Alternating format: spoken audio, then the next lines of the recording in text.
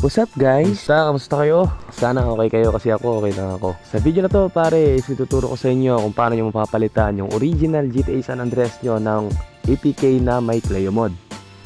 Paano malalaman kung original yan? Yung original pare is wala siyang Cleo cheat. So kapag isuswipe down mo siya tapos walang lumabas, like pare inulit-ulit mo, like ginawa mo na lahat tapos wala pa rin lumalabas, malamang sa malamang original version yan. Ngayon, kailangan mo siyang palitan ng Cleo mod para magkaroon siya ng Cleo menu. So kung paano gagawin yan pare, una punta ka sa Z-Archiver. Z-Archiver na yan, punta ka sa Android tapos OBB, then hanapin mo yung Comdataxter GTSA, tapos long press mo yan, rename, tapos lagyan mo ng 1 sa dulo. 1 lang, yan lang tol. Next na gagawin mo pare is i-delete mo yung APK na original.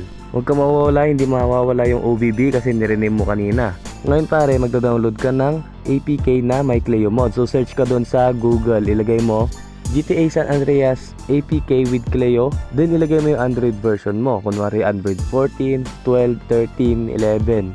Tapos yung mga mababang version naman, 10 pababa. Pero kung Android 11 ka, swerte ka pare. Kasi yung APK mo, ako na bahala dyan. Tignan mo na lang dyan sa pin comments yung link. Pagka-download mo ng APK pare, ang gagawin mo is i-install mo na yan. So pagka-install mo niyan, huwag mo na i-click kasi remember, may nirename ka kaninang file. So balikan mo yung file na yon at i-rename mo ulit. Ngayon, tanggalin mo yung 1. So tanggalin mo lang yung 1 dyan, tapos okay na. Click mo na yung okay. Pagkatapos nun pare, pwede mo nang i-open yung GTA San Andreas mo.